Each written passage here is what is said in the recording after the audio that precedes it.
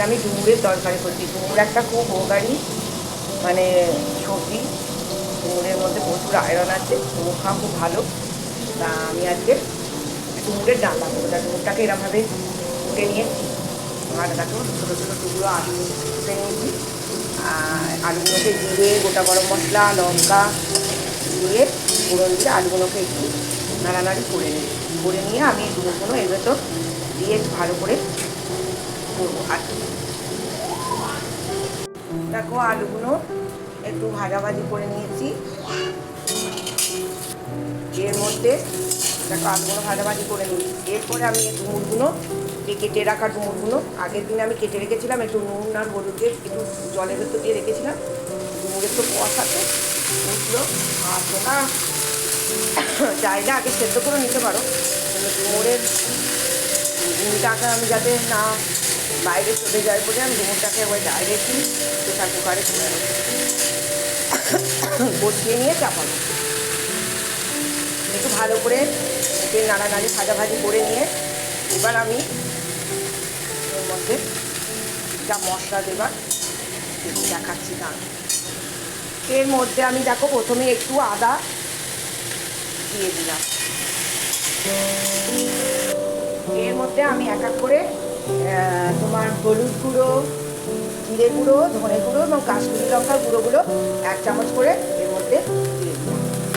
দিয়ে ভালো করে আমি আগেই আদা বাটা দিয়েছিলাম, এর মধ্যে এবার এই শুকনো মশলাগুলো দিয়ে ভালো করে নাড়তে থাকবো।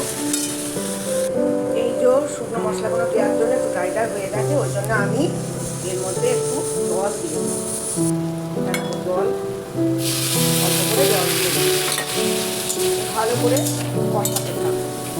আর এর মধ্যে আমি স্বাদ মতো নুন আর একটু চিনি দিয়ে দিলাম। তোমরা একটু চেখে দেখে মানে এটার ঠিকঠাক নুনটা চিনিটা তোমাদের স্বাদ মতো একটু দিয়ে দিও। আমি যা দিলাম আমার মনে হচ্ছে আমাদের ঠিকই হবে, কিন্তু এবার লাগলে আরও দেবো। আর এর মধ্যে আমি একটা টমেটো কেটে রেখেছিলাম, দিলাম। ভালো করে এটা নাড়ানাড়ি করবো, কষাতে থাকবো। এটা খুবই মানে ভালো একটা মানে কী বলবো, একটা উপকারী রান্না। ডুমুর খুব উপকারী একটা সবজি এবং প্রত্যেকেই এটা আশা করছি ভালোবাসা, যারা না ভালোবাসো তারা একবার এরমভাবে করে খেয়ে দেখো। ভালো লাগে অবশ্যই বাড়িতে একবার করে খেয়ে দেখো। আর আমার রেসিপিটা যদি ভালো লাগে তাহলে অবশ্যই একটা লাইক করে দিও, কমেন্ট করতে কিন্তু ভুলো না। নতুন বন্ধুরা আমার চ্যানেলটাকে সাবস্ক্রাইব করো, আর পুরনো বন্ধুরা আমার পাশে থেকো। তাহলে আমি আরও নতুন নতুন আমি যেভাবে করি, আমি যেভাবে এই সমস্ত রান্নাগুলো করি আমি সেইভাবে তোমাদের দেখাবো বা শেয়ার করবো। ভালো লাগে অবশ্যই লাইক করবে, কমেন্ট করবে।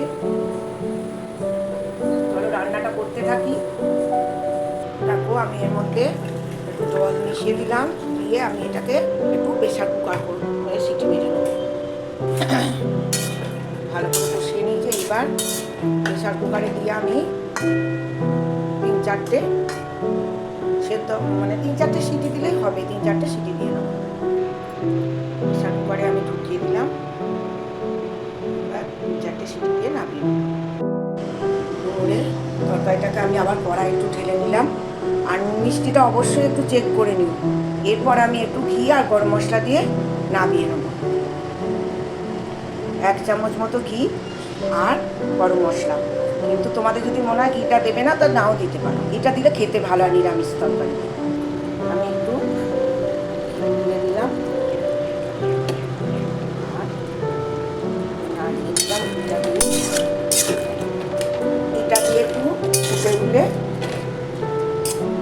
এবার আমি 1/2 চামচ মতো গরম মশলা দিয়ে এবার নামিয়ে ঢাকা দিয়ে দেবো। হয়ে গেলে আমার ডুমুরের ডালনা। যদি তোমাদের আমার এই রেসিপিটা ভালো লাগে বা বাড়িতে একবার করে খেয়ে দেখো, ডুমুর যদি পাও তোমরা তাহলে অবশ্যই করে খেয়ে দেবো। ডুমুর তো খুব উপকারী একটা সবজি। যদি ভালো লাগে তাহলে অবশ্যই একটা লাইক করতে কিন্তু ভুলো না, আর কমেন্ট করো প্লিজ।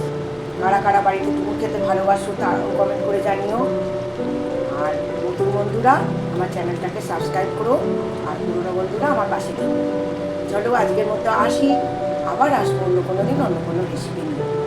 টাটা, বাই, ভালো থেকো সবাই, সুস্থ